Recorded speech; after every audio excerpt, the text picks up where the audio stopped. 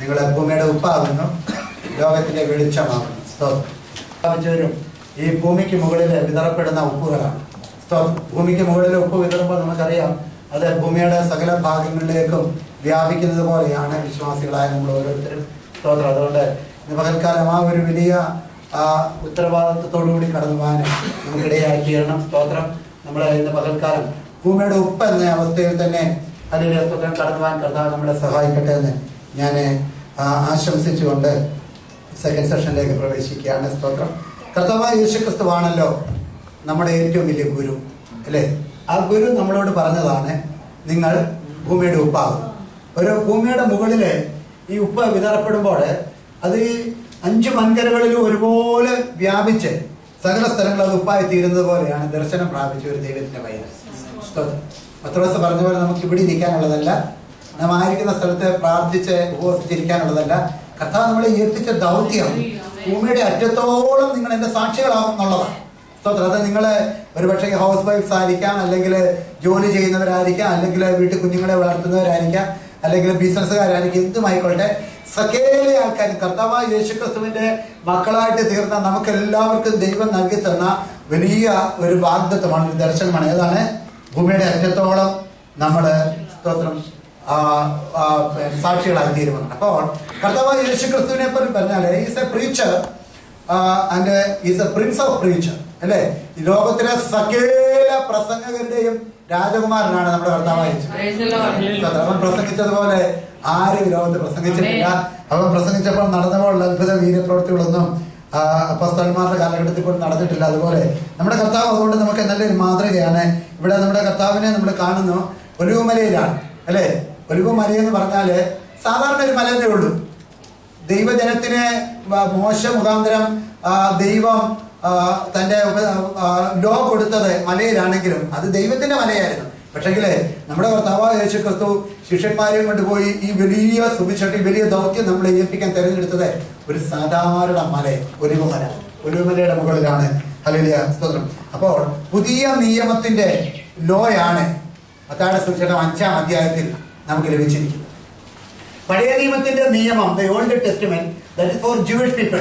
Jewish law ഒരു അഥവാ സീനായ് മലയുടെ മുകളിൽ ദൈവം കൊടുത്തതുപോലെ ഒലിവുമലയുടെ മുകളിൽ പുതിയ നിയമത്തിന്റെ ദൂത് നമ്മുടെ മശിഹ കർത്താവായ യേശുക്രിസ്തു ലോകത്തിന് നമുക്ക് തരികയാണ്. രണ്ടും മലകളാണ്, പക്ഷേ അവിടെയുള്ള ചില വ്യത്യാസങ്ങൾ നമുക്ക് കാണുവാനായിട്ട് കഴിയും. അല്ലെങ്കിൽ കർത്താവ് മോശയ്ക്ക്, പിതാവാം ദൈവം മോശയ്ക്ക് ആ ജൂയിഷ് ലോ കൊടുത്തപ്പോൾ, അല്ലെങ്കിൽ നമ്മളിവിടെ കാണുന്ന കാര്യങ്ങള് പ്രത്യേകം നമുക്ക് ശ്രദ്ധിക്കാം. പിന്നെ ദൈവം എവിടേക്ക് ഇറങ്ങി വന്നു? മലയിലേക്ക് ഇറങ്ങി വന്നു. പക്ഷെങ്കില് പുതിയ നിയമത്തിന് നമ്മുടെ ദൈവം നമ്മുടെ മധ്യത്തിൽ നിന്നും മലയിലേക്ക് കയറിപ്പോവുക എന്ന കാഴ്ചയാണ് നമുക്ക് കാണാൻ കഴിയുന്നത്.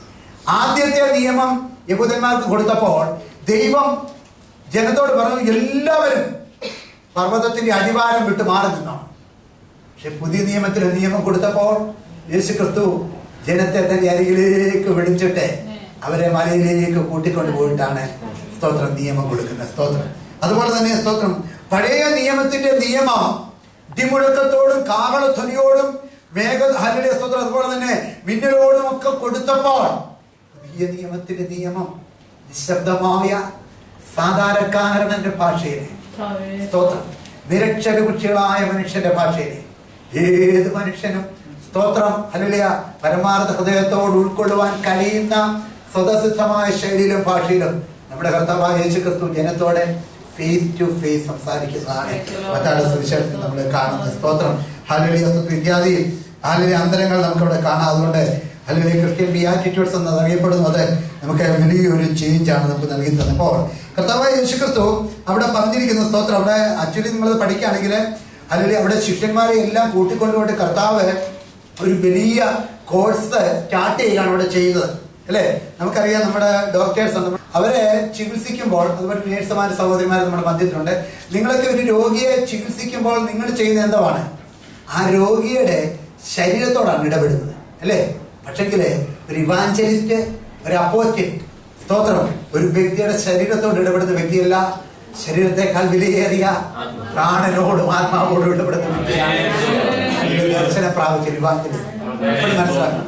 ഒരു ഡോക്ടർ, ഒരു നേഴ്സ്, ഒരു ഒരു ശരീരത്തിന്റെ അഥവാ ഒരു അനാട്ടമി പഠിച്ചിട്ട് ആ ശരീരഘടനയോട് ബന്ധപ്പെടുമ്പോൾ ആ ശരീരത്തിന്റെ സൗഖ്യം പ്രാപിക്കുവാനായിട്ട് പേഷ്യന്റിനെ എത്രമാത്രം കെയർ ചെയ്യുമോ അതിലും വളരെ കെയറാണ് ആത്മാവിനോട് അഥവാ സ്പിരിറ്റിനോട് ഇടപെടുമ്പോൾ നമ്മൾ കൈകാര്യം ചെയ്യുന്നത്. പങ്കെടുത്ത് ഒരു ജൂനിയർ ശുശ്രൂഷ ചെയ്തുകൊണ്ടിരിക്കുകയായിരുന്നു. അന്ന് രാത്രി 10 മണിയായപ്പോൾ മീറ്റിംഗ് കഴിഞ്ഞു. ഒരു ചെറിയ ഓൾട്ടർ കോൾ നടത്തി ഒരു മനുഷ്യൻ അന്ന് രക്ഷിക്കപ്പെട്ടു. വളരെ പണ്ടാണ്, എൻ്റെ ആത്മീയ ജീവിതത്തിൻ്റെ ആരംഭ ദശകളിലൊക്കെ. ആ മനുഷ്യന് ഇവിടെ ഈ പട്ടണത്തിൽ, ഷാർജ പട്ടണത്തിൽ ഒരു ബിസിനസ് ചെയ്ത് വളരെ സാമ്പത്തികമായി പൊട്ടി തകർന്ന അവസ്ഥയിൽ അന്ന് ആദ്യമായിട്ട് യോഗത്തിന് കടന്നു വന്നു. അന്ന് രാത്രികാലത്തെ യോഗത്തിൽ അദ്ദേഹം 10 മണിക്ക് യേശുവിനെ സംരക്ഷിതമായിട്ട് സ്വീകരിച്ചു. എനിക്ക് വളരെ സന്തോഷം. രാത്രി 12:30 ആയപ്പോൾ എനിക്കൊരു കോള് കിട്ടി. 12 മണിയായപ്പോൾ ആ മനുഷ്യൻ മരിച്ചു. ഡറോള എന്ന സംഭവം ഒരു 10-12 വർഷങ്ങൾക്ക് മുമ്പ് പറഞ്ഞത്, ഒരു വ്യക്തിയെ നമ്മൾ ഇത് കണ്ട് നമ്മളെ വ്യക്തിയുടെ സുവിശേഷം പറഞ്ഞു. We are the doctors of not for their body, we are the doctors of soul. നമ്മൾ ആത്മാക്കളുടെ ഡോക്ടർമാരാണ്. ആത്മാക്കളെ ദൈവം നിന്ന് വലിച്ചെടുക്കുവാൻ ദൈവം നമുക്ക് അവസരം തന്നിരിക്കും. അവരെ ഒന്ന് സാക്ഷ്യത്തോട് ചേർത്ത് പറയട്ടെ, we are in a cosmopolitan city. നമുക്ക് കിട്ടിയ വലിയൊരു പ്രിവിലേജ്.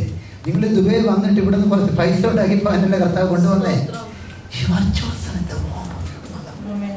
ഇതെപ്പോഴും മനസ്സിലാക്കണം. ഹല്ലേലൂയ, സ്തോത്രം.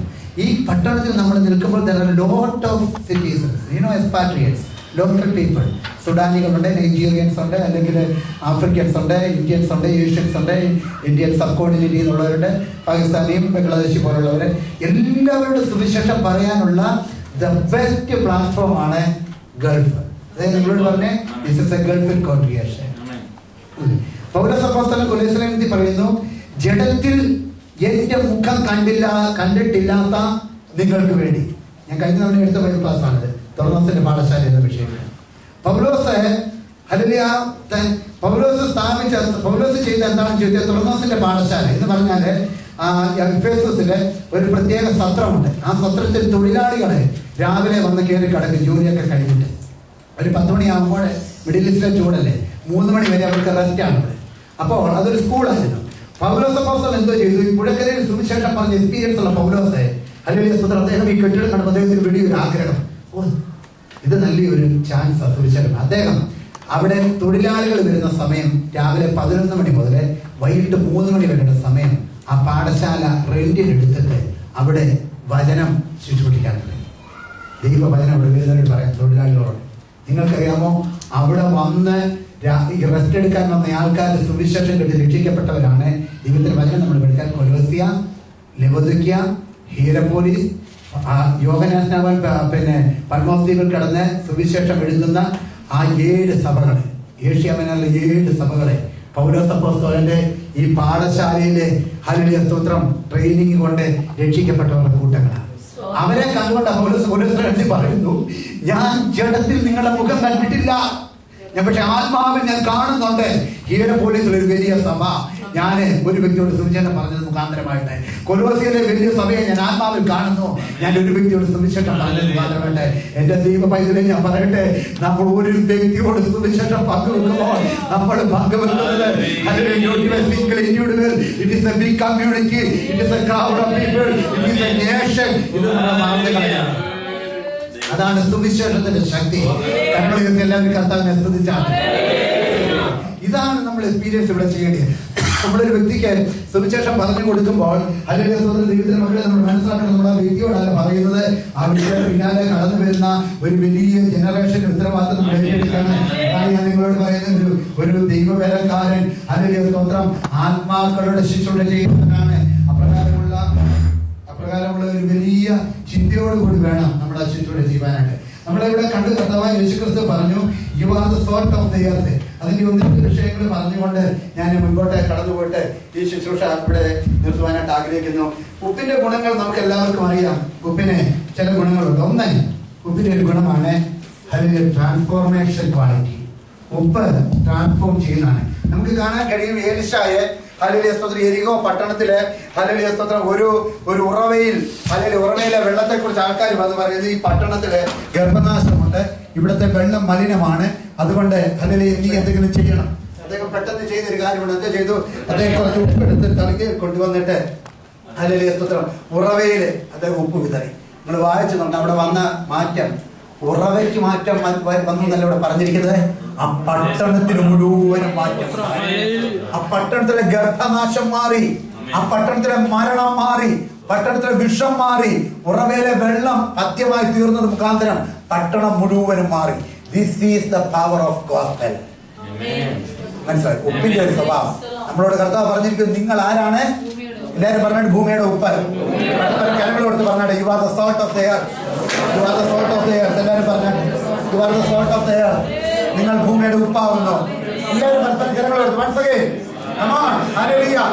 പറഞ്ഞാൽ എല്ലാവരും കരങ്ങൾ കൊടുത്തേ. U are the salt of the earth. എന്തുവാ അതിന്റെ പ്രത്യേകത? നമ്മൾ പഠിച്ചിട്ടുള്ളതാ എന്ന് പറഞ്ഞാല്, കർത്താവ് ഈ വചനം, ഈ വാഗ്ദത്തം, ഈ വിഷൻ കൊടുക്കുന്നത് വരെ ലോകത്തിൽ ആരും ഭൂമിയുടെ സോൾട്ട് ആയിട്ടില്ല. യെശയ്യാവ്, മോശ, എലിശ, ഏലിയാവ്, നെഹമ്യാവ്, അല്ലെങ്കിൽ ഹബക്കൂക്ക്, ഇങ്ങനെയുള്ള പ്രവാചകന്മാരെ, ശാസ്ത്രിമാരെ, ദൈവദാസന്മാരെയും എടുത്തു. അവരെല്ലാവരും പാലസ്തീന്റെ ഉപ്പായിരുന്നു. എന്നാൽ കർത്താവ് അതിന് അവരാരും പാലസ്തീൻ വിട്ടെങ്ങും പോയിട്ടില്ല.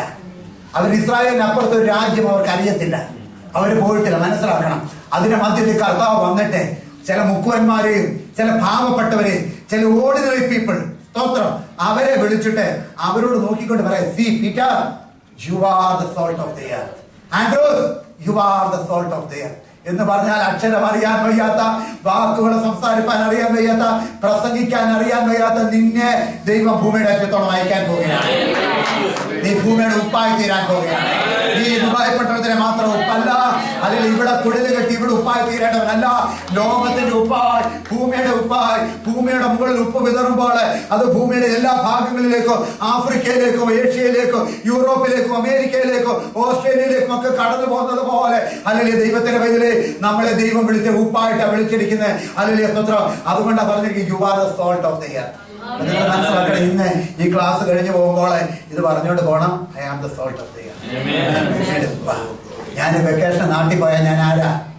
ഞാൻ ഭൂമിയുടെ ഉപ്പ. കേവലം ചില പേര് അല്ലെങ്കിൽ ആൾക്കാരെ കണ്ടി മടങ്ങി വരാനല്ല, ഞാൻ പോകുന്നിടത്തൊക്കെ കർത്താവിന്റെ സുവിശേഷമാണ്. അപ്പോൾ ഉപ്പിന്റെ ഒരു പ്രത്യേകത, ഉപ്പിന് എന്തോ ഉണ്ട്? ട്രാൻസ്ഫോർമേഷൻ പവർ ഉണ്ട്. അതെന്തിനെ ട്രാൻസ്ഫോം ചെയ്യും? അത് ഉറവയിലിട്ടപ്പോൾ ഉറവയുടെ അവസ്ഥ മാറി, പട്ടണത്തിന്റെ അവസ്ഥ മാറി, അവിടുത്തെ ഗർഭനാശം നിന്നു, അവിടുത്തെ നോ വാട്ടർ സ്വീറ്റ് വാട്ടർ ആയിട്ട് മാറി. ഹല്ലേലൂയ സ്തോത്രം. ആ പട്ടണത്തിന്റെ ബാർനെസ് മാറി. The spirit of ബാർനെസ്. മനസ്സിലാക്കണം. അതാണ് ഉപ്പിന്റെ ഒരു പ്രത്യേകത. പട്ടണത്തിലെ ഹല്ലേലൂയ സ്തോത്രം ബാർനെസ്, അഥവാ ആ പട്ടണം ഹല്ലേലൂയ സ്തോത്രം ഒരു ഫെർട്ടൈൽ സിറ്റി ആയിട്ട് മാറി. ഇതാണ് നിങ്ങള് എവിടെ കടന്നു. ദൈവത്തിന്റെ മക്കളെ, ബാർനെസ് എന്ന് നമുക്കറിയാം, വന്ധ്യത എന്നാണ് അതിന്റെ ഒരു അർത്ഥം. സ്തോത്രം. പിന്നെ നോർത്ത് ഇന്ത്യയിലൊക്കെ ഏറ്റവും വലിയ പിശാച് ചെയ്യുന്ന ഒരു തന്ത്രം വന്ധ്യതയാണ്. മദ്യപാനം, വന്ധ്യത, ഇങ്ങനെയുള്ള പാവം, ഇങ്ങനെയുള്ള. ഞാൻ പലപ്പോഴും ഞാൻ നിങ്ങളോട് പറഞ്ഞിട്ട് ഷെയർ ചെയ്തിട്ടുണ്ട്. നമ്മള് പല ക്രൂസൈഡുകളിലും ഞങ്ങൾ പോയി ശുശ്രൂഷിക്കുമ്പോൾ ഈ വന്ധ്യതയുള്ളവർ കടന്നൊന്ന് പ്രാർത്ഥിക്കും.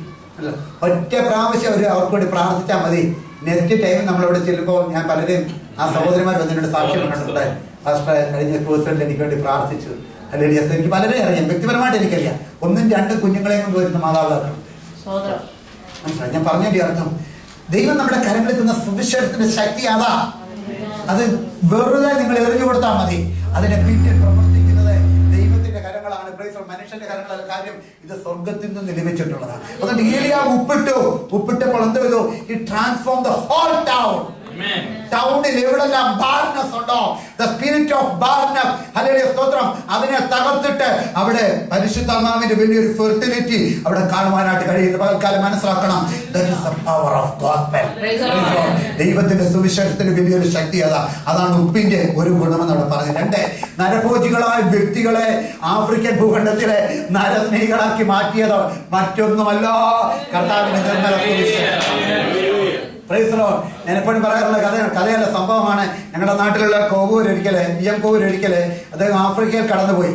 അദ്ദേഹം വലിയ എത്തിസ്റ്റ് ആയിരുന്നു. സ്തോത്രം. അദ്ദേഹം ഒരു കറുത്ത മനുഷ്യന്റെ കുടിലിൽ കടന്നു നിന്നിട്ട് അദ്ദേഹം ആ മനുഷ്യന്റെ വീട്ടില് ഇതുപോലത്തെ ഒരു കറുത്ത പുസ്തകം ഇരിക്കുന്നത് കണ്ടുകൊണ്ട് ചോദിച്ചു, ഞങ്ങളെ ഇന്ത്യക്കാരൊക്കെ തിരസ്കരിച്ച് കളഞ്ഞ സുവിശേഷം നിങ്ങൾ എന്താണ് ഇത്ര വലിയ പൂജ്യ വസ്തുവായിട്ട് ഇവിടെ വെച്ചിരിക്കുന്നത്? ആ കറുത്ത കാപ്പിരിയായ മനുഷ്യൻ, ചുരുണ്ട മുടിയുള്ള ആ അജാനഭാവ മനുഷ്യൻ ഇയംഗോവറിനെ ഇങ്ങനെ ഉറ്റുനോക്കി. തിരുനേരെ ഉറ്റുനോക്കി DM കോവൂരിനോട് പറയുകയാണ്, ഹല്ലേലൂയ സ്തോത്രം, അദ്ദേഹത്തിന്റെ ഭാഷയിൽ ലോക്കൽ ലാംഗ്വേജ് പറയണം, മിസ്റ്റർ കോവൂർ, ഇന്ന് നിങ്ങൾ ഇവിടെ ഇരിക്കുന്നതിന് കാരണം എന്താണെന്ന് അറിയാമോ? ഇന്ന് നിങ്ങൾ ഇരിക്കുന്നതിന് കാരണം ഈ പുസ്തകമാണ്. മൂലക്കുള്ള വലിയൊരു കുടം ഇവിടെ കമത്തി വെച്ചിട്ടുണ്ട്. ആ കുടത്തെ ചൂണ്ടിക്കാണിച്ചിട്ട്, ഈ കുടം കണ്ടോ? 3 മാസം മുമ്പ് വരെ ഞാൻ മനുഷ്യനെ പുഴുങ്ങി തിന്നുകൊണ്ടിരുന്ന കുടമായത്. നിങ്ങളെപ്പോലെ ഒരു വ്യക്തി ഈ കാട്ടിൽ വന്നാൽ അവർ തിരിച്ചു പോകത്തില്ല. വിഷയം കൊണ്ട് ഞങ്ങൾ അവരെ എഴുതു കൊന്ന് ഈ കാലത്തിട്ട് ഞങ്ങൾ പുഴുകി തിന്നിട്ടുണ്ട്. ഇന്ന് ഞങ്ങളെ മനുഷ്യരെ തിന്നുന്നവരല്ല, മനുഷ്യരെ സ്നേഹിക്കുന്നവരാക്കി മാറ്റിയത് കർത്താവായ യേശു. Praise the Lord. Hallelujah. This is the power of gospel. നരഭോജികളെ നരസ്നേഹികളാക്കുന്ന ട്രാൻസ്ഫോർമേഷൻ പവർ നമ്മളാവുന്ന ഉപ്പിനുണ്ട്. നമ്മുടെ കർത്താവ് നമ്മളോട് പറഞ്ഞേ, you are the salt of the earth. രണ്ടാമത് സോൾട്ടിന്റെ മറ്റൊരു പ്രത്യേകത, പെട്ടെന്ന് ഞാൻ പറഞ്ഞു പോകണം, സമയം പോലല്ലോ. Healing power. ഒരു മുറിവുണ്ടായാൽ എന്തോ ഇടും? ഉപ്പിടും. മിക്കവാറും എല്ലാ മെഡിസിനകത്തും എന്തോ ഉണ്ട്? ഉപ്പ് ചേർക്കാറുണ്ട്, സോഡിയം ക്ലോറൈഡ് ചേർക്കാറുണ്ട്. സ്തോത്രം. ഏത് മെഡിസിൻ നിങ്ങൾ എടുത്താൽ അതിനകത്ത് സോഡിയനും ക്ലോറിനും ചേർന്നിട്ടുണ്ട്. സ്തോത്രം. ഹല്ലേലൂയ. അപ്പോൾ ഹല്ലേലൂയ സ്തോത്രം, ഹീലിംഗ് പവർ അല്ലെ, മെഡിസിനൽ പവർ അതിനുണ്ട്. ഹല്ലേലൂയ. കർത്താവായ യേശു ക്രിസ്തു ഈസ് ദ ബാം ഓഫ് ഗിലെയാഡ്. കർത്താവായ ഈസ് ദ ഫിസിഷ്യൻ ഓഫ് ഗിലെയാഡ്. അവൻ അങ്ങനെ ആയിരിക്കുമ്പോൾ എല്ലാ മുറിവുകളെയും ഉണക്കുവാനുള്ള ശക്തിയാണ് സുവിശേഷത്തിൽ നമുക്ക് നൽകി തന്നിരിക്കുന്നത്. ഞാനിപ്പോ പോട്ടതിന്റെ വീട്ടിൽ വരികയാണെങ്കിൽ, പോട്ടതിന് ഒരു മുറിവുണ്ടെങ്കിൽ പോട്ടതിന്റെ മുറിവ് ഹല്ലേലൂയ ഉണക്കുവാനുള്ള കൃപ ദൈവം എനിക്ക് തന്നിട്ടുണ്ട്. പോട്ടതിന്റെ ലീലസ് എന്റെ വീട്ടിൽ വരുമ്പോൾ ഞങ്ങൾക്ക് എന്തെങ്കിലും മുറിവുണ്ടെങ്കിൽ അവര് കടന്നു വന്ന് ദൈവത്തിന്റെ വചനം ഞങ്ങളോട് പറയുമ്പോൾ ഹല്ലേലൂയ ഞങ്ങളുടെ ആ മുറിവുകൾ ഉണങ്ങും. ഇതാണ് ഉപ്പിന്റെ വേറൊരു പ്രത്യേകത.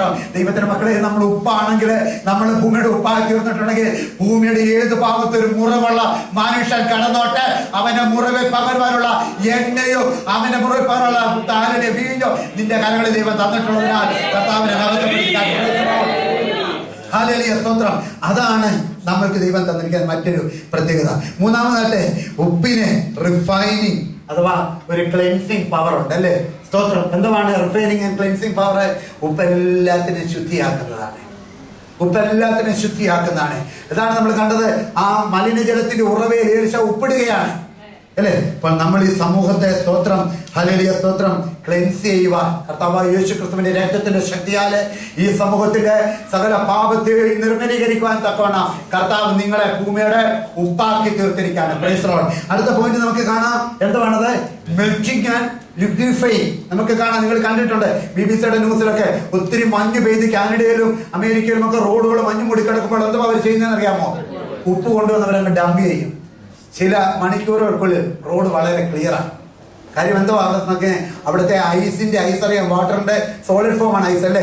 അപ്പൊ ആ സോളിഡ് ഫോമിനെ പ്രത്യേകിച്ച് സ്തോത്രം ദൈവത്തിന്റെ മക്കളെ അതിനെ അല്ലെങ്കിൽ പ്രത്യേകിച്ച് ലിക്വിഡ് ആക്കി മാറ്റുവാൻ അല്ലെങ്കിൽ ഉപ്പ് ഇടുന്നത് മുഖാന്തരമായിട്ട് കഴിയും. അതിന്റെ ഫോമിന് അല്ലെങ്കിൽ അതിന്റെ സ്റ്റേറ്റിന് പെട്ടെന്ന് അവസ്ഥയ്ക്ക് മാറ്റം ഉണ്ടാകുന്നതാണ് ഉപ്പ്.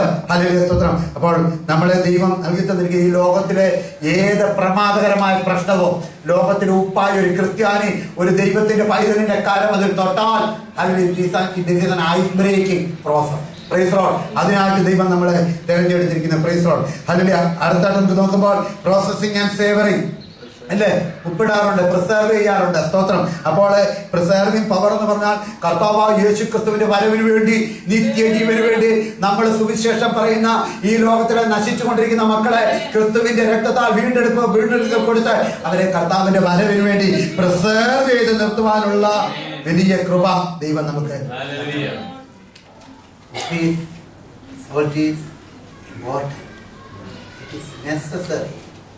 പഞ്ചസാര വീട്ടിൽ മേടിച്ചില്ലെങ്കിൽ കുഴപ്പമില്ല അല്ലേ?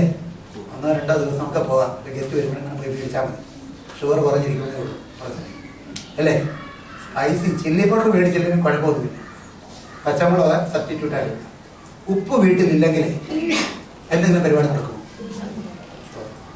അരിയില്ലെങ്കിലും കുഴപ്പമില്ല, ആട്ടെടുത്ത് നമുക്ക് ചപ്പാത്തി ഉണ്ടാക്കാം. ബട്ട് സോൾട്ട് ഇല്ലാത്ത ഒരു കുടുംബത്തെ കുറിച്ച് ചിന്തിക്കാൻ പോലും കഴിയും. Salt is very small, is crystal, is very white and broken, melted. ഒറ്റ നിങ്ങൾ നോക്കിയ വൈറ്റ് സ്മോൾ ബ്രോക്കൺ മെൽറ്റഡ്. സോൾട്ടിനെ നമ്മുടെ കണ്ണിനെയോ നമ്മുടെ ചെവിയെയോ മനസ്സിനെയോ ആകർഷിക്കാനുള്ള എന്തെങ്കിലും സ്വഭാവമുണ്ടോ? This is very important. This is necessary in our life. Hallelujah. ദൈവത്തിന്റെ മക്കളെ, നമ്മൾ സോൾട്ടാണ്. മനസ്സിലായോ? നമ്മള് മറ്റുള്ളവർ മുമ്പിൽ നമ്മൾ വെറും വൈറ്റാണ്, നമുക്കൊരു കളറുമില്ല. മറ്റുള്ളവർ മുമ്പിൽ we are small, they are big. But we are preaching to them. We are converting them. We are, hallelujah, we are transforming them. We are, we are giving the medicine for them. We are treating them. മൂന്നാമതായിട്ട് broken. ഉപ്പിന്റെ broken അവസ്ഥയിൽ ഒരു missionary ആയി തീരണം. ഒരിക്കലും ഒരു missionary hallelujah സ്തോത്രം എന്തെങ്കിലും ഞാൻ മിടുക്കനാണ്, ഞാൻ കേമനാണ്, സമർത്ഥനാണ്, ഹല്ലേലൂയ ഞാൻ നല്ല അല്ലെങ്കിൽ ഇന്ന കുലത്തിൽപ്പെട്ടവനാണെന്ന് പറഞ്ഞാൽ ഇതിന്റെ വിഷൻ വ്യക്തമായിട്ട് വെളിപ്പെട്ട് വരച്ചിട്ട് ബ്രോക്കൺ സ്റ്റേജിലേക്ക് നമ്മൾ വരണം. മെൽറ്റാണ് അല്ലേ? ഉപ്പ് കറിക്കകത്തിട്ട് കഴിഞ്ഞാൽ പിന്നെ നാളെ ഉപ്പിക്ക് തിരിച്ചെടുത്തായിരുന്നു നാളത്തേക്ക് ഉപയോഗിക്കാൻ മുന്നെടുക്കാൻ ആർക്കും അറിയത്തില്ല. അത് മെൽറ്റായിട്ട് കിടക്കും. ഈ സ്വഭാവമാണ് ഒരു ക്രിസ്ത്യാനിക്ക്, ഒരു ഇവാഞ്ചലിസ്റ്റിനുണ്ടാകേണ്ടത്. സ്തോത്രം, price the Lord, hallelujah, hallelujah, സ്തോത്രം. അല്ലേ? ഇവിടെ പറഞ്ഞിരിക്കുന്ന ദൈവത്തിന്റെ വേലക്കാരെ കുറിച്ച് ദൈവത്തിന്റെ വചനത്തിൽ പറഞ്ഞിരിക്കുന്നത്, പിന്നെ ജെറമ്യാ പ്രവാചകൻ പറഞ്ഞിരിക്കുക യെശയ്യാവ് 42:19 ഇത് പൗലോസ് പറയണേ. ആ സണ്ണോൺ ആരും അറിയാത്തവർ എങ്കിലും എല്ലാവരും അറിയുന്നവർ. കർത്താവിനെ ആസ്വദിച്ചാട്ട് ആരും അറിയത്തില്ല. ഞാൻ മനോഹർപൂർ ജില്ലയിൽ ചെന്ന് ഗ്രാം സ്റ്റീംസ് മരിച്ചതിന്റെ 3-4 മാസം കഴിഞ്ഞപ്പോഴേ ഒറീസയിൽ ഞാൻ ഒരു സുവിശേഷ, എനിക്കൊന്ന് 2003 ഞാൻ സുവിശേഷ ഘോഷണമുള്ള ബന്ധത്തിൽ അവിടെ ചെന്നിട്ട് ഗ്രഹാം സ്റ്റെയിൻസ് മരിച്ച നാട്ടിലെ ആൾക്കാരോട് ഞാൻ ചോദിച്ചു, do you know Graham Staines? അവർക്കറിയില്ല. Do you know Jesus? അറിയത്തില്ല. ഗ്രഹാം സ്റ്റെയിൻസിനെ അവർക്കറിയത്തില്ല. എല്ലാവർക്കും ഗ്രഹാം സ്റ്റെയിൻസ്. സ്വർഗത്തിൽ ചെല്ലുമ്പോൾ എല്ലാവരും അദ്ദേഹത്തെ അറിയും. We are unknown, but you are well known. ഇപ്പോൾ പൗലോസ് പറയുകയാണ്, നമ്മൾ ആരും അറിയാത്തവരെങ്കിലും ഒരു ഇവാഞ്ചലിസ്റ്റിന്റെ ക്വാളിറ്റി. നീ ഒരു വ്യക്തിയോട് സുവിശേഷം മനസ്സിലാക്കണം. നിന്നെ മറ്റാരും അറിയത്തില്ലെങ്കിലും ദൈവം നിന്നെ അറിയുന്നവരാക്കി തീർക്കാൻ സ്വർഗത്തിലെ ദൈവത്തിന് കഴിയും. ഹല്ലേലൂയ, സ്തോത്രം. അടുത്തായിട്ട് നമ്മളവിടെ കാണുന്ന സ്തോത്രം ദൈവത്തിന്റെ വേലക്കാരെ പറ്റി, ശുശ്രൂഷകന്മാരെ പറ്റി യെശയ്യാവ് പ്രകാരം പറഞ്ഞിട്ടുണ്ട്. സ്തോത്രം, ഹല്ലേലൂയ. അവിടെ പറഞ്ഞിരിക്കുന്നത് വായിച്ചാട്ടെ.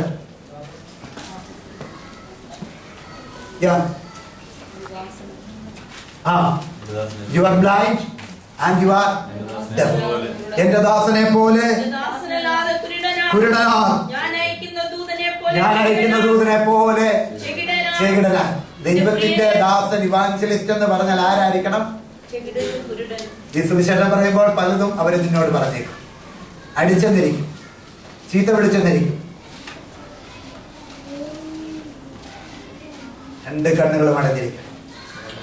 യഥാർത്ഥ ഒരു ദൈവവേലക്കാരന്റെ, ഒരു ശുശ്രൂഷകന്റെ സ്വഭാവമാണ് നിങ്ങളോട് പറയുന്നത്.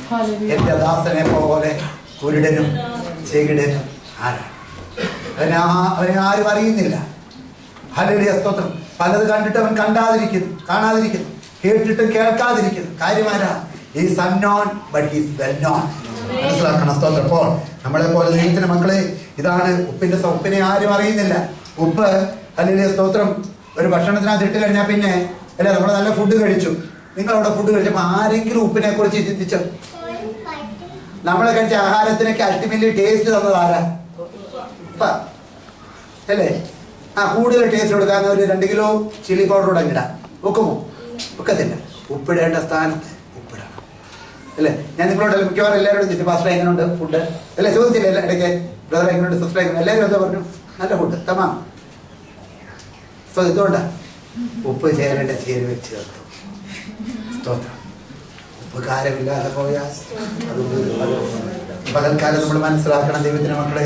സ്തോത്രം. ദൈവം നമ്മളെ വിളിച്ചിരിക്കുന്നത് ഭൂമിയുടെ ഉപ്പാണ് അല്ലേ? രാത്രിയുടെ കാലങ്ങളില് ഒരാത്മാവിനോട് സുവിശേഷം പറഞ്ഞിട്ട്, സിസ്റ്ററെ എനിക്ക് വേണ്ടി പ്രാർത്ഥിക്കണേ, പാസ്റ്ററെ എനിക്ക് വേണ്ടി പ്രാർത്ഥിക്കണേ എന്ന് പറയുന്ന ഒരു വ്യക്തിക്ക് വേണ്ടി രാത്രിയുടെ യാമങ്ങളിൽ കണ്ണുനീരോടിരുന്ന് രാത്രി കാലത്ത് പ്രാർത്ഥിക്കുന്ന ആരും കാണത്തില്ല. പക്ഷെ കാണുന്ന ഒരു സ്വർഗമുണ്ട്. He will proclaim, my dear child, you may be unknown for the society, but you are well known for me. നിന്നെ ആരും അറിയത്തില്ലായിരിക്കും, മറ്റുള്ളവരെ പരിഗണിച്ചെന്ന് വരത്തില്ല. You are well known for me. You may be blind, you may be deaf, but you are well known for me. ആരും അറിയാം. ഞാൻ ശിശുക്കളുടെ class എടുക്കുമ്പോൾ എടുക്കുന്ന ഒരു ഭാഗമുണ്ട്. ലേവ്യ പുസ്തകത്തിൽ എന്നെ എപ്പോഴും ചിന്തിപ്പിക്കുന്ന ഒരു കാര്യം. Leviticus chapter 4, 11-12.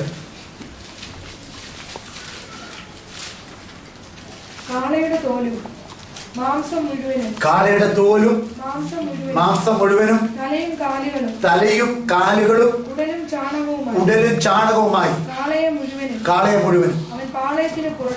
വല്ലതും മനസ്സിലായോ? എന്തൊക്കെയാ? കാളയുടെ തോല്. നിങ്ങൾ ആരെങ്കിലും എടുക്കും ആ കാളയുടെ തോല്? കൊന്നിട്ടിരിക്കുന്ന കാളയുടെ തോല്. 2 മാംസം. 3 തല. 2 മുഴച്ച കണ്ണുകളും 2 വലിയ കൊമ്പുമുള്ള ബീഭത്സമായ കാളയുടെ തല കണ്ടാൽ നിങ്ങൾ അടുക്കും, മുറിച്ചിട്ടേക്കുക. നിങ്ങൾ ആരെങ്കിലും തൊടുക്കും? തലയും. പിന്നെന്തോണ്ട്? 4 കാലുകൾ. ശരീരത്തിൽ നിന്ന് വേർപെടുത്തിയ 4 കുളമ്പുള്ള 4 കാലുകൾ. എന്നിട്ട് കുടല്, വൃത്തികെട്ട കുടല്. എന്നിട്ട് ചാണകവുമായിട്ട്. ആരാ പോന്നെന്നറിയാമോ? ഇത്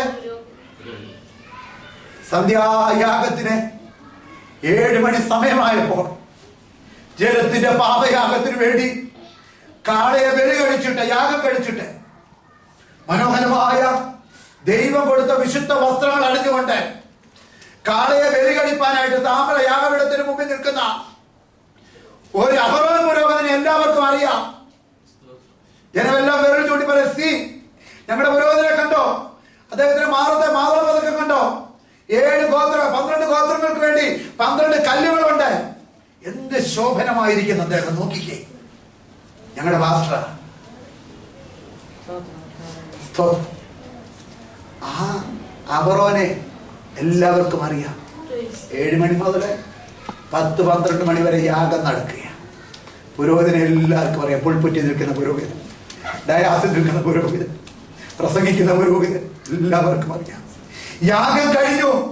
തങ്ങളുടെ പുരോഹിതനായിട്ട് എല്ലാവരും പോയി കഴിയുമ്പോൾ യാഗം കഴിച്ച കാളയുടെ തള്ളപ്പെട്ട തലയും 4 കാലുകളും ഉടലും, ഹല്ലേലൂയ സ്തോത്രം, ഉടലും ചാണകവും അതിന്റെ തോലും ചുമന്നുകൊണ്ട് അതേ പുരോഹിതൻ വിശുദ്ധ വസ്ത്രം അഴിച്ച് താഴെ വെച്ചിട്ട് പുൽപ്പിക്കാൻ ഇറങ്ങി കാളയുടെ കാലും തലയും ചുമന്നുകൊണ്ട് വന്ന പുരോഹിതനെ ആർക്കും അറിയത്തില്ല. കരനാഥരാത്രി നടക്കുന്ന സംഭവമാണ്. യാഗം കണ്ട് എല്ലാരും കടന്നു പോകുമ്പോ, എല്ലാരും വീട്ടിൽ കടന്നു പോകുമ്പോ തന്റെ ജനത്തിന്റെ ഭാരം ഏറ്റെടുത്ത് പ്രാർത്ഥിക്കുന്ന ദൈവജനത്തെ മറ്റാർക്കും അറിയത്തില്ല. അതാണ് പറഞ്ഞിരിക്കുന്നത്. ആരും അറിയാത്തവർ എന്നാലെല്ലാവരും യാഗം കഴിയുന്ന പുരോഹിതനെ നമുക്കറിയാം. ശരി, കാളത്തല ചുമക്കുന്ന, കാളക്കാല് ചുമക്കുന്ന, കാളത്തോളി ചുമക്കുന്ന, ഹല്ലേലൂയ സ്തോത്രം, കാളയുടെ വയറ് ചുമക്കുന്ന, കാളച്ചാണകം ചുമക്കുന്ന, ചുമന്നുകൊണ്ട് ആലയത്തിന് പുറത്തു കൊണ്ടതിന് തീയിടണം. അർദ്ധരാത്രി കഴിയുന്ന സമയമാണ്. അപ്പോഴത്തേക്ക് ഇതൊക്കെ ഈ അവശിഷ്ടങ്ങൾക്ക് ഒരുമാതിരി നാറ്റം വെക്കും. അത് ചുമന്നുകൊണ്ട് പോകുന്ന പുരോഹിതനാണ്, ചുമന്നുകൊണ്ട് പോകുന്നവനാണ് യഥാർത്ഥ ദൈവവേലക്കാരൻ. അവനെ ലോകം കാണത്തില്ല. ബാനർ എഴുതി ഒട്ടിക്കുന്നതൊക്കെ കാണും, പോസ്റ്ററിലെ പടം കണ്ടിരിക്കുക, അതൊക്കെ കാണും. പക്ഷെ യഥാർത്ഥമായ ദൈവവേല ചെയ്യുന്ന ഒരു പുരോഹിതനെ ലോകം അറിയത്തില്ല, അംഗീകരിക്കത്തില്ല. പക്ഷേ അവനെ അംഗീകരിക്കുന്ന ഒരു സ്വർഗമുണ്ടെന്ന് പകരം കാലത്ത് നിങ്ങൾ മനസ്സിലാക്കി. അതുകൊണ്ടാണ് പറഞ്ഞിരിക്കുന്നു, അവന് മാത്രമേ ഭൂമിയുടെ ഉപ്പായി തീരുവാൻ കഴിയുന്നു. ഞാൻ ഈ സെഷനിലൂടെ നിർത്തുക, സമയം മുമ്പോട്ട് കടന്നു പോയതുകൊണ്ട് എനിക്ക് കുറച്ചേറെ ഭാഗങ്ങൾ എടുക്കണമെന്നുണ്ട്. എന്നാല് ഹല്ലേലൂയ സ്തോത്രം, ലൈറ്റിനെ കുറിച്ച്, light, U are the light of the world. ലോകത്തിന് വെളിച്ചമാകുവാൻ പഴയ നിയമത്തിലെ പ്രവാചകന്മാർക്ക് ആർക്കും കഴിഞ്ഞില്ല. അവരെല്ലാവരും ഈ ഹല്ലേലൂയ ഇസ്രായേലിന്റെ വെളിച്ചമായി തീർന്നു. എന്നാല് ഹല്ലേലൂയ ലോകത്തിന് വെളിച്ചമാകുവാനാ ദൈവം എന്നെയും നിന്നെയും തെരഞ്ഞെടുത്തിരിക്കുന്ന സ്തോത്രം. ഒരുമിച്ച് യെരൂശലേമിൽ ഇരിപ്പാനല്ല പെന്തക്കോസ്ത് നാളിലെ തെരഞ്ഞെടുപ്പ്. പിന്നെയോ അവരോട് പറഞ്ഞത് ഭൂമിയുടെ മുകളിൽ വിതറപ്പെടുവാൻ ഒരു ഉപ്പായി തീരുവാനായിട്ട് കടന്നു പോവാനാ. ഹല്ലേലൂയ സ്തോത്രം. അവിടെ കർത്താവ് ഒരു ചോദ്യം ചോദിക്കുന്നു. ഉപ്പ് കാരമില്ലാതെ പോയാൽ, ഞാനിപ്പോ നിങ്ങളോട് ചോദിച്ചു, നമ്മൾ എടുത്ത ഫുഡിന് ടേസ്റ്റ് ഇല്ല, നമ്മൾ എന്തോ ചെയ്യും? എന്ത് ചെയ്യും? അല്പം ഉപ്പ് അതിനാണ്, അല്ലേ? എന്നാലേ see, the salt is the remedy for unsavour meat. രുചിയില്ലാത്ത ആഹാരത്തിന് salt is the remedy. സംശയമുണ്ടോ? ഇല്ല. Now this is a question to you. Do you have any remedy for an unsavory salt? Do you have? നിങ്ങളുടെ ആഹാരത്തിന് രുചിയില്ലെങ്കിൽ നിങ്ങൾക്ക് ഉപ്പിടാം. എന്നാൽ നിങ്ങളുടെ ഉപ്പിന് രുചിയില്ലെങ്കിൽ do you have any remedy? നമ്മൾക്ക് രുചി നഷ്ടപ്പെട്ടു പോയാൽ രക്ഷിക്കപ്പെട്ടു, സ്നാനപ്പെട്ടു. കർത്താവിന്റെ വേല ചെയ്യാതെ നമ്മൾ ഇരിക്കുകയാണെങ്കിൽ ലോകത്തിന് രുചി കൊടുക്കുവാനായി ദൈവം തെരഞ്ഞെടുത്ത നിങ്ങൾ ഓരോരുത്തരും ലോകത്തിന് രുചി കൊടുക്കാൻ കഴിയാതെ നിങ്ങൾ ഇരുന്നാൽ ആണ് പറഞ്ഞിരിക്കുന്നു. ഉപ്പുകാരമില്ലാതെ പോയ രക്ഷിക്കപ്പെട്ടവൻ, കൃപയിലേക്ക് തിരഞ്ഞെടുക്കപ്പെട്ടവൻ, ദർശനം ലഭിച്ചവൻ, അവൻ ദൈവത്തിന് വേല ചെയ്യാതിരുന്നാൽ അവനെ സമൂഹം ചവിട്ടിക്കളയും. ഉപകാരമില്ലാതെ പോയ ദൈവത്തിന് മക്കളെ, 2 കുഞ്ഞുങ്ങളെ ഉണ്ടായിരുന്ന സ്ത്രീ 2 കുഞ്ഞുങ്ങളെ കർത്താവിന് കൊടുത്തു. ഒരുത്തന്റെ പേര് ജെയിംസ്, മറ്റവന്റെ പേര് ജോൺ. കർത്താവ് അവർക്ക് ഒരു പേര് കൊടുത്തതോ ആ പേര് ഇടിമക്കൾ. കാര്യം അവരെന്തെങ്കിലും പറഞ്ഞാല് ഇടിമുഴക്കം പോലെ, ഇടി ഉണ്ടാക്കുന്ന പിള്ളേരുന്നല്ല എൻ്റെ അവിടെ. അവരെന്തെങ്കിലും പറഞ്ഞാൽ ഇടിമുഴക്കം ഓവനെയാണ് നിർത്താൻ പോവുകയാണ്. ഒരിക്കൽ അമ്മ വന്ന് അമ്മ ചോദിച്ചു കർത്താവിനോട്, കർത്താവെ കുഞ്ഞുങ്ങളെ 2 പേരെ തന്നല്ലോ, എനിക്കൊരു ആഗ്രഹങ്ങളുണ്ട്, ഞാൻ അങ്ങോട്ട് പറഞ്ഞാണ്. ഒരുത്തൻ ജെയിംസിന്റെ ഇടത്തും യോഹന്നാൻ മരത്തിൽ ഇരുന്നുവെങ്കിൽ ഞാൻ ഹാപ്പി. കർത്താവ് അമ്മച്ചിയുടെ സ്നേഹം, നല്ല അമ്മച്ചി, അങ്ങനെ വേണം മാതാവ്. കർത്താവ് അമ്മച്ചിയോട് പറഞ്ഞു, അവരെന്റെ വലത്തും ഇടത്തും ഇരുത്താൻ കുഴപ്പമില്ല, പക്ഷെങ്കിലേ ഞാൻ കുടിക്കുന്ന പാനപാത്രം അവർക്ക് കുടിക്കാൻ, ഞാൻ എടുക്കുന്ന സ്നാനം കേൾക്കാൻ കഴിയും. അവര് പറഞ്ഞതൊക്കെ ചെയ്യാം. ഇവിടെ നിങ്ങൾ ശ്രദ്ധിക്കണം. പ്രവർത്തനം വായിച്ചു വരുമ്പോ 11-ാം അധ്യായത്തിൽ നമ്മൾ വായിക്കുന്നു, യോഹന്നാന്റെ സഹോദരൻ യാക്കോബിനെ കൊണ്ടു. ആദ്യത്തെ ശിഷ്യന്മാരിൽ ആദ്യത്തെ ആളിന്റെ മരണം. ദൈവത്തിന്റെ സഭ സ്ഥാപിക്കാൻ ദൈവം തിരഞ്ഞെടുത്ത 3 തൂണുകളില് ഒരു തൂണ് ഹേരോദാവ് വാളുകൊണ്ട് വെട്ടി. കാര്യം എന്തുവാ? കർത്താവ് പറഞ്ഞു, ഞാൻ കുടിക്കുന്ന പാനപാത്രം ഒരു കുടിക്കും എന്നാ അവിടെ പറഞ്ഞു. ഞാൻ ഇതൊക്കെയുടെ സ്നാനം കർത്താവിന്റെ കഷ്ടതയാകുന്ന സ്നാനം, മരണമാകുന്ന സ്നാനം ആ കൊച്ചു യൗവനക്കാരൻ തന്റെ യൗവനത്തിലേക്ക് ഭൂമിയുടെ ഉപ്പാട്ട് വെട്ടി. ഹേരോദാവ് സഭയിൽ പലരെയും പീഡിപ്പിച്ചു. ആ സമയത്ത് യോഹന്നാന്റെ സഹോദരൻ യാക്കോബിനെ വാൾ കൊണ്ടുപോയി. യോഹന്നാനെ കുറിച്ച് യോഹന്നാന്റെ സുവിശേഷം അവസാന അധ്യായത്തിൽ പത്രോസ് യോഹന്നാൻ കർത്താവിന്റെ പിന്നാലെ പോകുന്ന കണ്ടിട്ട് ഇങ്ങനെ ഒരു ചോദ്യം ചെയ്തെന്താ, കർത്താവേ ഇവൻ എന്ത് സംഭവിക്കും? കർത്താവ് എന്താ പറഞ്ഞു? നിനക്കെന്താ കാര്യം? ഞാൻ വരുന്നത് വരെ അവൻ ഇരിക്കണം എന്ന് എനിക്ക് ആഗ്രഹമുണ്ടെങ്കിൽ ഇരിക്കട്ടെ. കർത്താവ് പറഞ്ഞതുപോലെ 2ാമത്തെ സഹോദരൻ കർത്താവ് വരുന്നത് വരെ പത്മോസ് ദ്വീപിലിരിക്കുക. 19 വയസ്സുണ്ട്. കർത്താവിനെ സേവിച്ചതുകൊണ്ട് വൃദ്ധനെ ഡൊമിനീഷ്യൻ ചക്രവർത്തി എന്ന് പറഞ്ഞു, എന്നെ കർത്താവും ദൈവവും നീ പറയണമെന്ന് പറഞ്ഞു. വൃദ്ധൻ പറഞ്ഞു, നോ, എന്റെ മേലൊരു വാഗ്ദത്തമുണ്ട്. ഡൊമിനീഷ്യൻ ചക്രവർത്തിക്ക് എന്നെ കൊല്ലാൻ കഴിയത്തില്ല, ഞാൻ കർത്താവ് വരുന്നത് വരെ ഇരിക്കേണ്ടത്. പത്മോസ് ദ്വീപിലേക്ക് പറഞ്ഞയച്ചു. അവിടെ ഒരു ഞായറാഴ്ച ദിവസം പ്രാർത്ഥിച്ചുകൊണ്ടിരിക്കുമ്പോൾ എന്റെ ജീവിതത്തിൽ ഞാൻ ഒരുപാട് കാണുകയാണ്. താനത് കണ്ട വാഗ്ദത്തം പോലെ മാറത്ത മൺകച്ച കെട്ടിയവൻ, വെള്ളോട് തുല്യമായ പാതകളോട് കൂടിയവൻ ആ ദിവസം തന്റെ അരികിൽ ഇറങ്ങി വന്ന് നിൽക്കുന്നു. അവൻ പറഞ്ഞതാ എന്നോട്, നീ മരിക്കുന്നതിന് മുന്നമേ ഞാൻ നിന്നെ വന്ന് കാണണം. കർത്താവ് നിങ്ങളുടെ ദർശനത്തോട് ചേർന്നൊരു വാഗ്ദത്തം തന്നിട്ടുണ്ടെങ്കിൽ വാഗ്ദത്തം മാറിപ്പോകും. യാക്കോബിനോട് പറഞ്ഞു, ഹല്ലേലൂയ സ്തോത്രം, ഞാൻ കുടിക്കുന്ന പാനപാത്രം നീ കുടിക്കും. കർത്താവ് മരിച്ച് ചില മാസങ്ങൾ കഴിഞ്ഞപ്പോൾ ഹെരോദാവ് യാക്കോബിനെ ഭീഷണി ചെയ്തു. പക്ഷെ യോഹന്നാനോട് ചെയ്തു. കാര്യം വാഗ്ദത്തം യോഹന്നാന്റെ പേര്. അത് ചോദിച്ച പത്രോസിനെ നമ്മൾ കാണുന്നുണ്ട് അല്ലേ? പടയാളികളുടെ നടുവിൽ ഹെരോദാവ് യാക്കോബിനെ കൊന്നു കഴിഞ്ഞപ്പോൾ പത്രോസിനെ പിടിച്ചു കൊല്ലാൻ. പക്ഷെ പത്രോസ് എന്ത് ചെയ്യേ? പടയാളികളുടെ നടുവിൽ കിടന്ന് സുഖമായിട്ട് ഇറങ്ങുക, നാളെ കൊല്ലാനിരിക്കുക. എന്താ പത്രോസ് ഇറങ്ങാൻ കാരണം? പത്രോസിനോട് കർത്താവ് പറഞ്ഞിട്ടുണ്ട്, എന്തുവാ? ഈ വൃദ്ധനാകാതെ മരിക്കത്തില്ല. നിന്നെ ഇവർക്കൊന്നും കൊല്ലാനൊക്കത്തില്ല, നീ വൃദ്ധനായിട്ട് മരിക്കത്തുള്ളത് പറഞ്ഞതുകൊണ്ട് പത്രോസിന് ധൈര്യം തുടർന്ന് ഭാരതാവേ, നിന്റെ വാളി യാക്കോബിനെ കൊന്നത്, യാക്കോബിന് മേൽ അപ്രകാരം നിന്റെ ദൈവത്തിന്റെ ദർശനം ഉണ്ടായിരുന്നു. എന്നാൽ എന്റെ മേലുള്ള ദർശനം അതല്ല, ഞാൻ കളവനായിട്ട് വൃദ്ധനായിട്ട് മരിക്കത്തുള്ളതാ, അതുവരെ വേല ചെയ്യോ, നിന്റെ വാളിന് എന്നെ കൊല്ലാനൊക്കത്തില്ലെന്ന് പറഞ്ഞ പത്രോസ് ആ രാത്രി കേൾക്കുന്ന ദൈവത്തിന്റെ ബൈബിളിൽ എന്നെ നിങ്ങളെ വിളിച്ചിരിക്കുന്ന ഉപ്പാകുവാൻ പൗലോസിനെ കുറിച്ച് നമ്മൾ കാണും. ലേഖനം എഴുതി, തിമോത്തിയോസിന് ലേഖനം എഴുതുക. തന്റെ ഞാൻ മുമ്പേ പറഞ്ഞ ഈ സെഷന്റെ ആദ്യം പറഞ്ഞ കണ്ണിന്റെ കാഴ്ചയൊക്കെ മങ്ങി. റോമൻ കാരാഗൃഹത്തിൽ കിടക്കുമ്പോൾ കാരാഗൃഹത്തിന്റെ വിൻഡോയിൽ കൂടെ മങ്ങിയ കണ്ണുകളുമാണ് ദൂരത്തേക്ക് നോക്കും. എനിക്ക് ആരും സഹായമില്ല. ലൂക്കോസിനെ വിട്ടുപോയി. ചെമ്പുപണിക്കാരനായ അലക്സാണ്ടർ എന്റെ കൂടെ വേല ചെയ്തവനാ. ഇന്ന് എന്നെ കോടതി നടക്കാതിരിക്കാൻ കാരണം അവൻ വീണ്ടും എനിക്കെതിരെ കേസ് കൊടുത്തിരിക്കുക. ഇവിടെ എഴുതിയിട്ടുണ്ട്. എന്റെ രണ്ടാം പ്രതിവാദത്തിൽ എന്നോട് കൂടി ആരുമില്ലായിരുന്നു, എങ്കിലും കർത്താവ് എനിക്ക് തുണനിന്നു. എല്ലാവരും എന്നെ വിട്ടുപോയി പറഞ്ഞിട്ട് തിമോത്തിയോസിന് ലെറ്റർ എഴുതിച്ചു കൊടുക്കുകയാണ്. ഇവിടെ വലിയ തണുപ്പാണ്, എന്റെ നിര്യാണ കാലം അടുത്തിരിക്കുന്നു, ഞാൻ പാനീയാകമായിട്ട് ഒഴിക്കപ്പെടുവാൻ പോവുകയാണ്, ഞാൻ ഭൂമിയുടെ ഉപ്പായി അലിഞ്ഞു തീരുവാൻ പോവുകയാണ്. കർപ്പോസിന്റെ വീട്ടില് ത്രോവാസിൽ നീ ചെല്ലുമ്പോൾ എന്റെ ഒരു പഴയ പുതപ്പുണ്ട്, എന്റെ ചർമ്മലിഖിതങ്ങളോടുണ്ട്. എനിക്കൊന്ന് വായിക്കാൻ ഒരു ആശ്വാസം കാണുവാൻ നീ ആ പുതപ്പൊന്ന് എടുത്തോണ്ട് വരണേ. അവസാനമായിട്ട് തിമോത്തിയോസിന്റെ ലേഖനം 2-ാം ലേഖനത്തിൽ എഴുതുന്നു. പൗലോസ് എല്ലാ ദിവസവും നോക്കിയിരിക്കാൻ നിര്യാണകാലം അടുത്തവൻ ലെറ്റർ കിട്ടിക്കാണും. തിമോത്തിയോസിന് ഇത്തിരി നാൾ കഴിഞ്ഞാൽ ലെറ്റർ കിട്ടിയത്. ലെറ്റർ കൊണ്ട് ഓടി കർപ്പോസിന്റെ വീട് വരുത്താൻ നെടുനീളം യാത്ര നടത്തിയിട്ട് അവിടെ പോയി വില കൂടി ആ പുതപ്പെടുത്തു, ചർമ്മലിഖിതങ്ങളെടുത്തു, വലിയ പാണ്ടക്കെട്ട് ഒരു കെട്ട് തോളിൽ വെച്ചു, മറ്റേ കെട്ട് കൈ തൂക്കി പിടിച്ചുകൊണ്ട് അവിടെ നിന്ന് നടന്നു വരിക. അനേക ദിവസങ്ങളുടെ യാത്രയാണ്. എന്റെ ആത്മീയ പിതാവിനെ എനിക്ക് ഒരു നോക്കുന്ന കാണണം.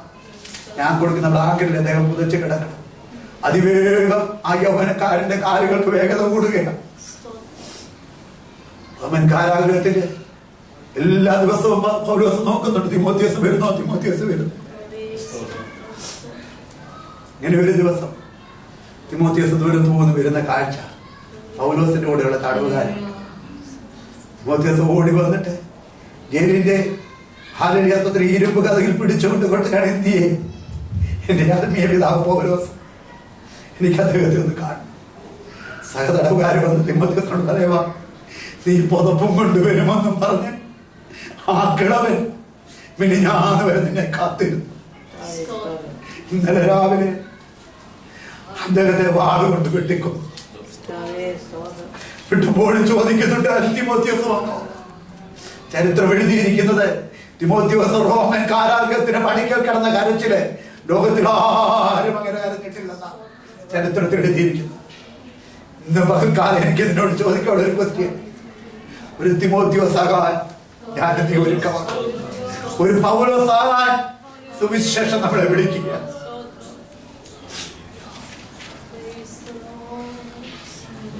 ബിയാറ്റിറ്റ്യൂഡ്സ് പഠിക്കുമ്പോൾ ഒലിവുമലയിൽ യൂണിവേഴ്സിറ്റി ഓഫ് മൗണ്ട് ഒലിവ് ഇവിടെ എല്ലാ കാര്യങ്ങളും പറഞ്ഞു. 3 വർഷത്തെ കോഴ്സസ് ലൈക്ക് ആൻ MBBS, അത് കൂടുതലാണെങ്കിൽ കാര്യം ഞാൻ പറഞ്ഞത് ഡോക്ടർമാരുടെ കോഴ്സായി. ആത്മാവിനെ കുറിച്ചാണ് ഇവിടെ പഠിപ്പിക്കുന്നത്, അനാട്ടമി അല്ല. അവസാനത്തെ ഹൗസ് സർജൻസിക്ക് വേണ്ടി 6 മാസം കർത്താവ് വരപ്പെടുന്നത്. 3.5 വർഷമാണ് കർത്താവിന്റെ കോഴ്സിന്റെ കാലാവധി. 3.5 വർഷം പത്രോസിനെ പഠിപ്പിച്ചിട്ടും പത്രോസിന് ഒരു മാറ്റവുമില്ല. ഏത് കൂട്ടായ്മ പോയാലും പത്രോസ് ഉറങ്ങുന്നുണ്ട്. ഒന്ന് പറഞ്ഞ് രണ്ടാമത്തേന് മൽക്കോസിന്റെ കാതർത്ഥം താഴെ ഇട്ടവനാ.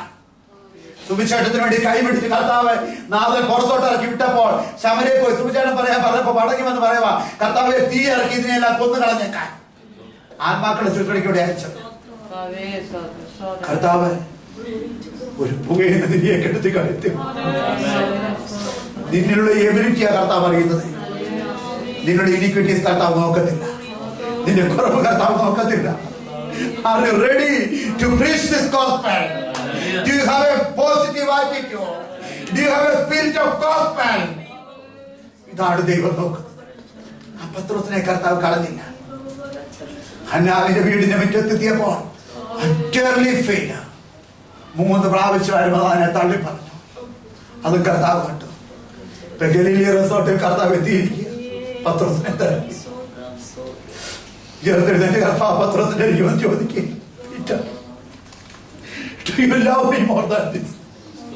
ഇതിലധികമായി എന്നെ സ്നേഹിക്കുന്നുണ്ടോ? മരിക്കുമ്പോൾ പറയുക, എന്നെ തലതിരിഞ്ഞു ക്രൂശിച്ച് എന്റെ യേശുവിന്റെ പാദം ദൈവത്തിന്റെ വൈദ്യുതി ജീവിതത്തിൽ നിനക്ക് പിന്മാറ്റങ്ങൾ വന്നേക്കാം. ജീവിതത്തിൽ നീ ഒരു ബലഹീനനായി തീർന്നേക്കാം. സുവിശേഷം പറയാൻ നിന്റെ മേൽ വന്നേക്കാം. സുവിശേഷം പറയാൻ ചില പാരമിതികൾ നിന്നെ കൊണ്ടേക്കാം. കർത്താവിനത് പ്രശ്നമല്ല. ഗലീല തടാകത്തിലെത്തിയിരിക്കുന്നത് വട്ടപൂജ്യമായ ആർക്കും വേണ്ടാത്ത പടകവും വലയും എടുത്ത് പിന്മാറിപ്പോയ പത്രോസിനെ തേടിയാണെങ്കിൽ നീ അതിനേക്കാളും കർത്താവിന് ശ്രേഷ്ഠൻ.